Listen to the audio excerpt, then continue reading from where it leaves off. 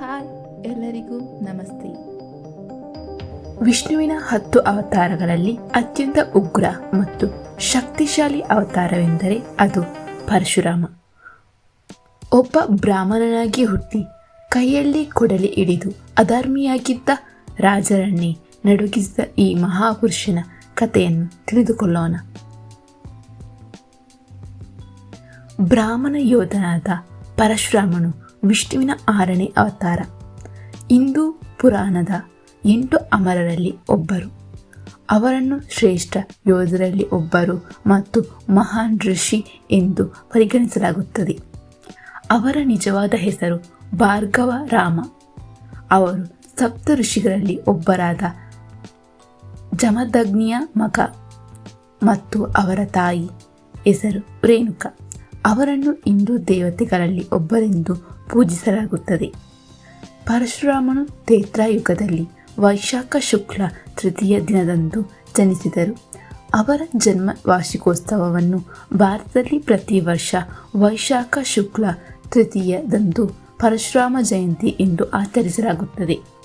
ಅದೇ ದಿನವನ್ನು ಅಕ್ಷಯ ತೃತೀಯ ಎಂದು ಆಚರಿಸಲಾಗುತ್ತದೆ. ಪರಶುರಾಮನ ಕಥೆ. ಪರಶುರಾಮನಿಗೆ 4 ಸಹೋದರರು: ಸೋಮ, ಋತು, ಧ್ರುವಸ್ಸು ಮತ್ತು ಮೇಘ. ಅವನ ತಾಯಿ ರೇಣುಕಾ ಒಬ್ಬ ಯೋಧ ರಾಜಕುಮಾರಿ ಮತ್ತು ತಂದೆ ಬ್ರಾಹ್ಮಣ. ಆದರೆ ಅವನು ಒಬ್ಬ ಮಹಾನ್ ಯೋಧನೂ ಆಗಿದ್ದನು. ಅವನು ವಿಶ್ವಾಮಿತ್ರ ಋಷಿಯ ಶಿಷ್ಯನಾಗಿದ್ದನು. ಋಷಿ ವಿಶ್ವಾಮಿತ್ರನು ಋಷಿಯಾಗುವ ಮೊದಲು ಯೋಧನಾಗಿದ್ದನು. ವಿಶ್ವಾಮಿತ್ರನು ಪರಶುರಾಮನಿಗೆ ಎಲ್ಲ ಯೋಧ ತರಬೇತಿಯನ್ನು ನೀಡಿದರು. ಪರಶುರಾಮನು ಶಿವನನ್ನು ಪೂಜಿಸಿದನು ಮತ್ತು ಅನೇಕ ದೈವಿಕ ಆಯುಧಗಳನ್ನು ಪಡೆದನು. ಅವುಗಳಲ್ಲಿ ಒಂದು ದೊಡ್ಡ ಕೊಡಲಿ. ಅವನು ಬ್ರಹ್ಮಾಸ್ತ್ರ ಸೇರಿದಂತೆ ಎಲ್ಲ ಆಯುಧಗಳ ಕಲೆಯನ್ನು ಹೊಂದಿದ್ದನು. ಶಿವನು ಅವನಿಗೆ ಯುದ್ಧ ಕಲೆಯನ್ನು ಕಲಿಸಿದನು. ಸಹಸ್ರಾರ್ಜುನ ಪರಶುರಾಮನ ತಂದೆಯನ್ನು ಯಾಕೆ ಕೊಂದನು? ಒಂದು ದಿನ ಸಹಸ್ರ ಅರ್ಜುನನು ಸಾವಿರಾರು ಸೈನಿಕರೊಂದಿಗೆ ಜಮದಗ್ನಿಯ ಆಶ್ರಮಕ್ಕೆ ಯಾವುದೇ ಸೂಚನೆ ಇಲ್ಲದೆ ಭೇಟಿ ನೀಡಿದನು. ಅದನ್ನು ಲೆಕ್ಕಿಸದೆ ಜಮದಗ್ನಿಯು ತನ್ನ ಎಲ್ಲ ಸೈನಿಕರಿಗೆ ನಿಶ್ಚಿತಕ್ಕಿಂತ ಉತ್ತಮವಾಗಿ ಆಹಾರವನ್ನು ನೀಡುವುದರಲ್ಲಿ ಯಶಸ್ವಿಯಾದನು. ಇದರ ಹಿಂದಿನ ರಹಸ್ಯವನ್ನು ಅವನು ಜಮದಗ್ನಿಯಿಂದ ಕೇಳಿದನು. ತನ್ನ ಆಶ್ರಮದಲ್ಲಿರುವ ದೈವಿಕ ಹಸು ಕಾಮಧೇನುವಿನ ಬಗ್ಗೆ ಹೇಳಿದನು. ಇದರಿಂದಾಗಿ ಅಲ್ಲಿ ಯಾವುದೇ ಆಹಾರ ಕೊರತೆ ಉಂಟಾಗಲಿಲ್ಲ. ರಾಜನು ಜಮದಗ್ನಿಗೆ ಕಾಮಧೇನುವನ್ನು ಕೊಡುವಂತೆ ಕೇಳಿದನು, ಆದರೆ ಅವನು ಅದನ್ನು ನಿರಾಕರಿಸಿದನು. ಆದುದರಿಂದ ಸಹಸ್ರಾರ್ಜುನನು ಅವನ ಶಿರಚ್ಛೇದನ ಮಾಡಿ ಹಸುವನ್ನು ಬಲವಂತವಾಗಿ ತನ್ನೊಂದಿಗೆ ತೆಗೆದುಕೊಂಡು ಹೋದನು. ಈ ಅನ್ಯಾಯದ ಬಗ್ಗೆ ತಿಳಿದ ನಂತರ ಭಗವಾನ್ ಪರಶುರಾಮನು ಭೂಮಿಯಿಂದ ಕ್ಷತ್ರಿಯನ್ನು ತೊಡೆದು ಹಾಕಲು 21 ಬಾರಿ ಪ್ರಣವಚನ ಸ್ವೀಕರಿಸಿದರು. ಸಹಸ್ರ ಅರ್ಜುನನ ಸೈನಿಕರು ಜಮದಗ್ನಿಯ ದೇಹವನ್ನು 21 ತುಂಡುಗಳಿಗೆ ಕತ್ತರಿಸಿದ್ದರು ಎಂದು ನಂಬಲಾಗಿದೆ. ಆದುದರಿಂದ ಕ್ಷತ್ರಿಯರನ್ನು 21 ಬಾರಿ ನಿರ್ಮೂಲನೆ ಮಾಡಲು ಪ್ರಣವಚನ ಸ್ವೀಕರಿಸಿದರು. ಪರಶುರಾಮನು ತನ್ನ ತಾಯಿಯನ್ನು ಏಕೆ ಕೊಂದನು?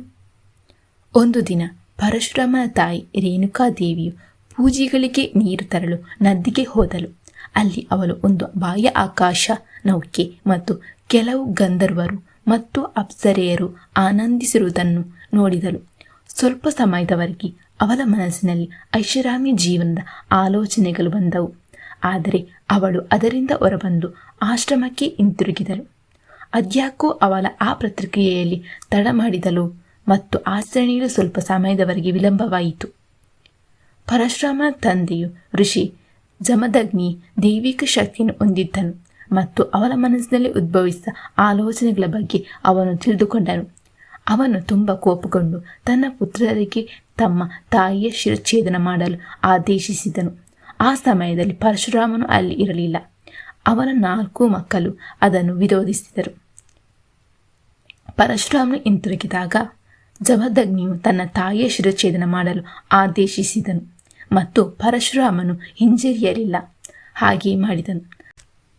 ಪರಶುರಾಮನ ಈ ಕಾರ್ಯವನ್ನು ನೋಡಿ ಜಮದಗ್ನಿಯು ತುಂಬಾ ಸಂತೋಷಪಟ್ಟನು ಮತ್ತು ವರವನ್ನು ಕೇಳಿದನು. ಪರಶುರಾಮನು ತನ್ನ ತಾಯಿಯನ್ನು ಮರಳಿ ಬದುಕಿಸುವಂತೆ ಕೇಳಿಕೊಂಡನು ಮತ್ತು ಜಮದಗ್ನಿ ಹಾಗೆಯೇ ಮಾಡಿದನು. ಹೀಗೆ ಪರಶುರಾಮನು ತನ್ನ ತಾಯಿಯನ್ನು ಮರಳಿ ಪಡೆದನು. ಆದರೆ ಈ ವರವು ಅವನ ತಾಯಿಯನ್ನು ಕೊಂದ ಪಾಪದಿಂದ ಮುಕ್ತವಾಗಿ ಮಾಡಲಿಲ್ಲ. ಆದುದರಿಂದ ಪಶ್ಚಾತ್ತಾಪಕ್ಕಾಗಿ ಅವನು ತಪಸ್ವಿಯಾದನು ಮತ್ತು ಶಿವನನ್ನು ಪೂಜಿಸಿದನು. ಸ್ವಲ್ಪ ಸಮಯದ ನಂತರ ಶಿವನು ಅವನ ಮುಂದೆ ಕಾಣಿಸಿಕೊಂಡು ಮಾತೃಕುಂಡಿಯ ನೀರಿನಲ್ಲಿ ಸ್ನಾನ ಮಾಡಲು ಹೇಳಿದನು. ಹೇಗೆ ಪರಶುರಾಮನು ತನ್ನ ತಾಯಿಯನ್ನು ಕೊಂದ ಪಾಪದಿಂದ ಮುಕ್ತನಾದನು. ರಾಮಾಯಣದಲ್ಲಿ ಪರಶುರಾಮ. ಮಿಥಿಲದ ರಾಜಕುಮಾರಿ ಸೀತೆಯ ಸ್ವಯಂವರ ಸಮಯದಲ್ಲಿ ರಾಮನು ಶಿವಬಿಲ್ಲನ್ನು ಎತ್ತಿ ಅದನ್ನು ದಾರ ಮಾಡಲು ಪ್ರಯತ್ನಿಸಿದ್ದಾಗ ಮುರಿದನು. ಪರಶುರಾಮನು ತನ್ನ ಜ್ಞಾನ ಶಕ್ತಿಗಳಿಂದ ಇದನ್ನು ತಿಳಿದು ಸ್ವಯಂವರ ಸ್ಥಳದಲ್ಲಿ ಕಾಣಿಸಿಕೊಂಡನು. ಆರಂಭದಲ್ಲಿ ಅವನು ಕೋಪಗೊಂಡನು, ಆದರೆ ಶೀಘ್ರದಲ್ಲೇ ಭಗವಾನ್ ರಾಮನು ವಿಷ್ಣುವಿನ ಅವತಾರ ಎಂದು ಅರಿತುಕೊಂಡನು. ಆದ್ದರಿಂದ ಅವನು ದಂಪತಿಯನ್ನು ಆಶೀರ್ವಾದಿಸಿ ಸ್ಥಳದಿಂದ ಹೊರಟು ಹೋದನು. ಗಣೇಶನೊಂದಿಗೆ ಸಂಘರ್ಷ. ಒಂದು ದಿನ ಪರಶುರಾಮನು ಶಿವನನ್ನು ಭೇಟಿಯಾಗಲು ಬಯಸಿದನು. ಆದ್ದರಿಂದ ಅವನು ಕೈಲಾಸ ಪರ್ವತಕ್ಕೆ ಹೋಗುತ್ತಿದ್ದನು. ಅಲ್ಲಿ ಶಿವ ಮತ್ತು ಅವನ ಪತ್ನಿ ಪಾರ್ವತಿ ವಿಶ್ರಾಂತಿ ಪಡೆಯುತ್ತಿದ್ದಾಗ ಅವನಿಗೆ ಶಿವನನ್ನು ನೋಡಲು ಅವಕಾಶವಿರಲಿಲ್ಲ ಮತ್ತು ಗಣೇಶನು ಯಾರನ್ನೂ ಭೇಟಿಯಾಗಬಾರದೆಂದು ಆದೇಶಿಸಿದನು. ಆ ಸಮಯದಲ್ಲಿ ಗಣೇಶನು ಶಿವ ಮತ್ತು ಪಾರ್ವತಿಯ ಮಗ ಎಂದು ಪರಶುರಾಮನಿಗೆ ತಿಳಿದಿರಲಿಲ್ಲ. ಪರಶುರಾಮ ಕೋಪಗೊಂಡಿದ್ದರಿಂದ ಅವನು ಗಣೇಶನೊಂದಿಗೆ ಹೋರಾಡಿದನು.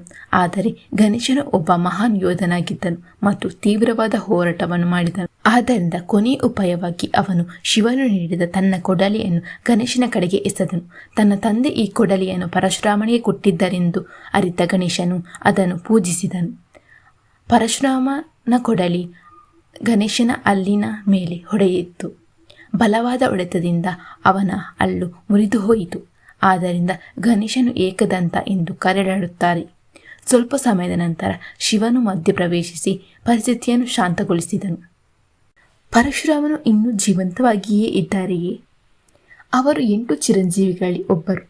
ಅವರು ಇನ್ನೂ ಜೀವಂತವಾಗಿದ್ದಾರೆ ಮತ್ತು ಭಾರತದ ಒಡಿಸ್ಸಾ ಮಹೇಂದ್ರಗಿರಿ ಪರ್ವತದ ಮೇಲೆ ಸೂಕ್ಷ್ಮ ದೇಹದಲ್ಲಿ ವಾಸಿಸುತ್ತಿದ್ದಾರೆ.